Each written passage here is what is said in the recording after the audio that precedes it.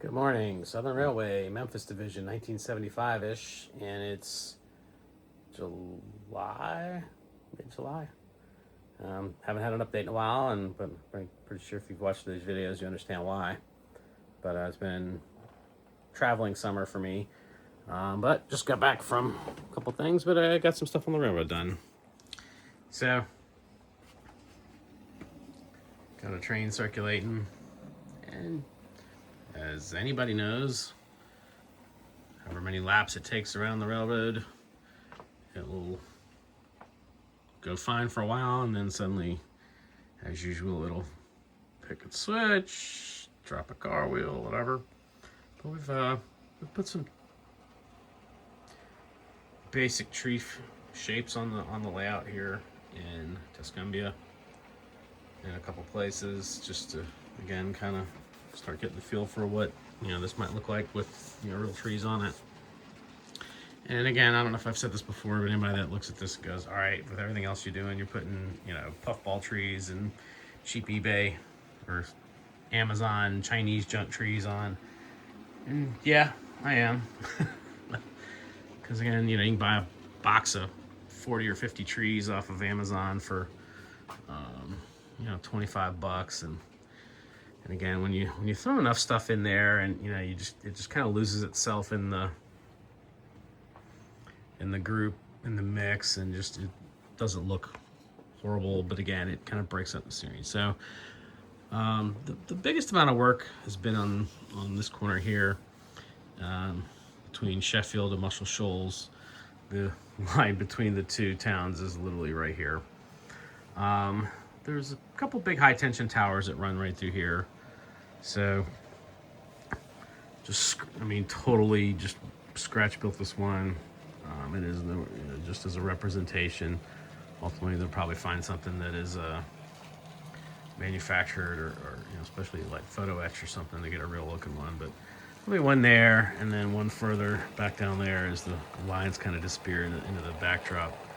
And then obviously it would come this way, and there'll be another line of smaller poles that run next to it as well.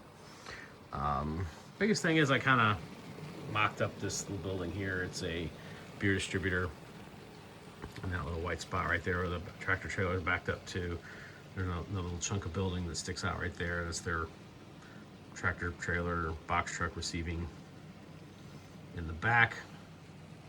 Got a couple more small mock-up houses. So that's pretty much what this neighborhood will exist with, is 8 houses on this little street here as it gets closer to having real stuff here. I built this, and again, as this particular area, I drove over it many times, but we didn't chase trains in this particular spot, so it's not something that I knew a lot about as a kid. But in using Google Earth and Google Maps and whatever, there's a building here, and it's just a building. Don't know what it does, don't know what it did. But I was like, again, it kind of breaks up the curve. And again, throwing it in there, and just like I've used over there, that kind of cut it off at the edge and just make it black and just go, yep, there's more of this building, but just it's not on the layout. I like that effect. Other people may not, but that's just kind of what I like to do. And got some more of the forest floor down here on the ground, and just as beginning, trying to get further and further away from the the old plywood plains look, and starting to really get a feel for what that's going to look like. Down here on the staging deck, none of this is live, but this is starting to really see, all right, how many trains can I get into a staging track? So I literally have 2 design length trains sitting on that one track, and fits just nicely. And yeah, that train is all tank cars, but that's just to Just happened to be a collection of tank cars I had out doing some different stuff with, and I was like, oh, I'll just use that for this. Still not a lot done on this side of the layout.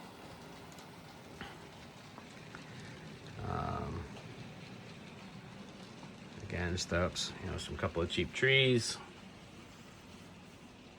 Sheffield here, downtown area. I got a whole bunch of microtrains, tank cars that I stripped and painted. They're going to be TVAX, Tennessee Valley Authority tank cars, which will be the predominant, well, not the predominant, but a predominant thing that goes in and out of these tracks over here, going up to TVA. In addition to the LN swap out there.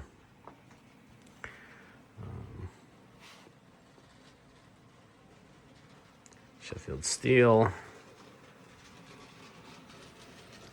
And I took some measurements. You can see the dotted lines in here.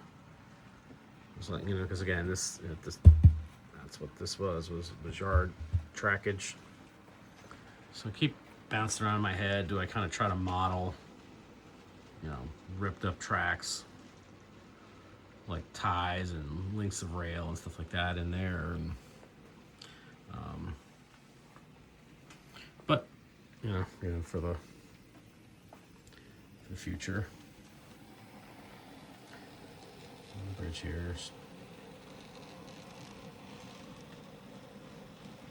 This tree, a few more trees, these bigger trees and stuff along it. Backdrop stuff. Still working on the shape of the crossing here, and I really think that this level needs to come up another quarter, half inch. Make that what I want it, to really model. And it can. I just gotta lay down the plaster. Big deal. And of course, again, there's the, can I make this an actual operating loop? It fits, enough cars fit on it, but you could have some really tight turnouts over here and probably have to be handmade. No, there's no probable. They definitely have to be handmade.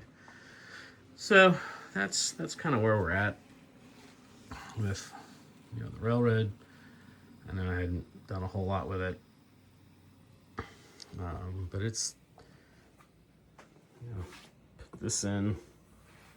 Gotta fill that and sand it and make that junction nice. It's been a lot of little things. I don't know if you remember from earlier, how under here all those little colored things were hanging down like that. Went in and trimmed all those up, kind of tucked all the wiring up for the most part. There's still a couple things hanging down. Excuse me. But getting closer to have it, nice. And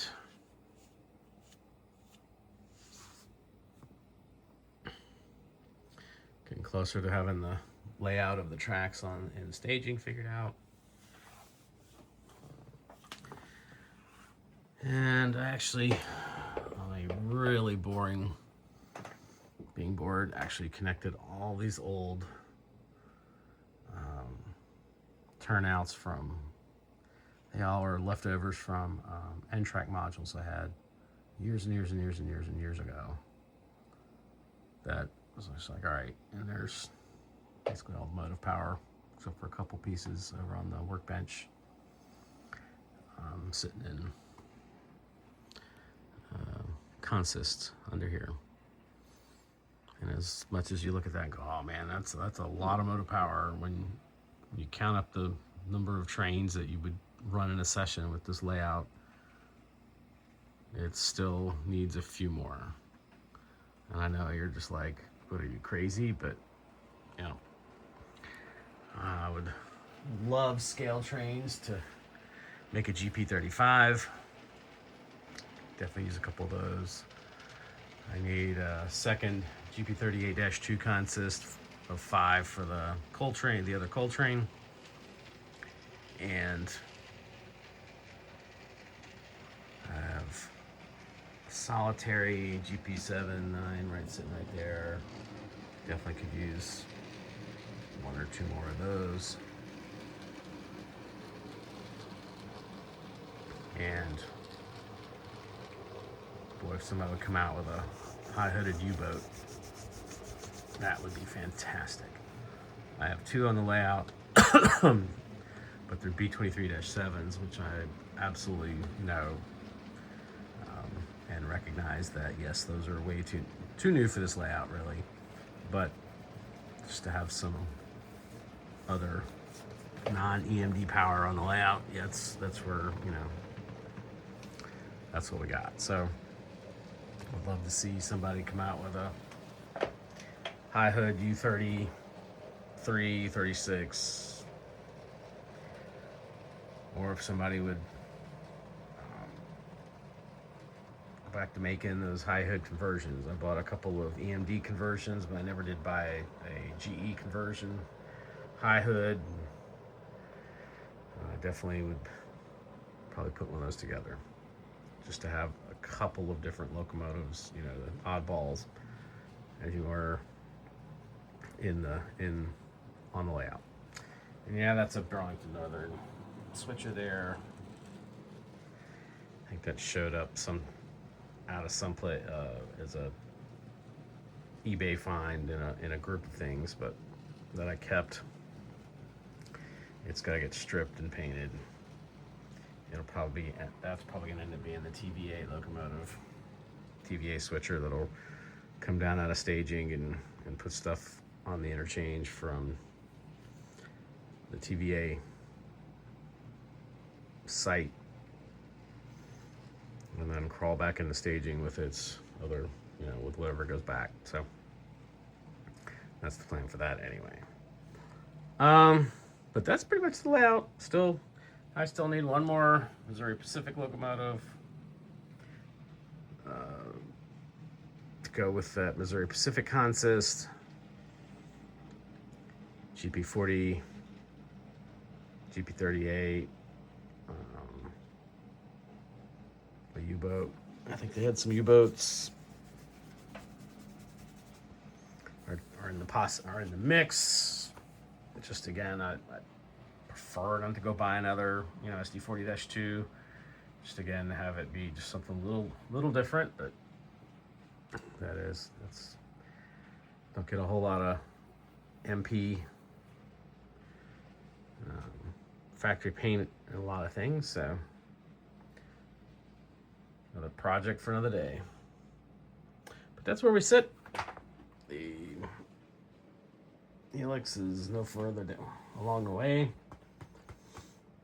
but basically I need to buy 300 feet of Peco Code 55 to put what I'm going to build the helix out of, and I have to realign all those dowel rods to make them square and vertically. Rip everything off the top. This entire piece of benchwork over here comes off, and it doesn't, really won't attach over there until the end, but all this will come off all the way back to that corner piece right there. All that benchwork has to be rebuilt, because again, it was a narrow, and then added on to, and you can see the wompy jawedness right there, where the board's the pieces is kind of warped and just kind of hanging there. So all that gets to be rebuilt after the helix is finished to match up to it. But it'll run trains right now. And again, the whole, iterative design process of, oh, let's put this here, and oh, let's put this here, and how's this look? How's that look?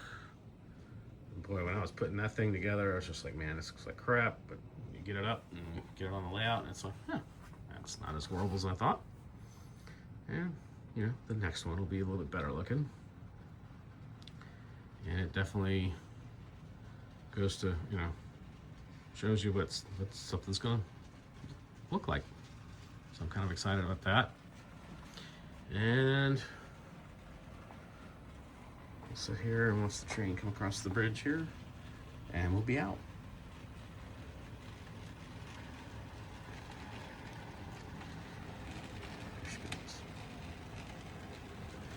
And yes, I know I'm running Southern short hood forward, but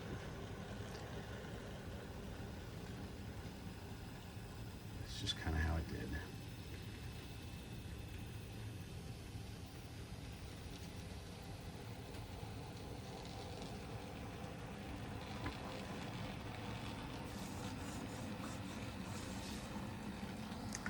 And Southern Railway, Memphis Division, 1975 is signing off.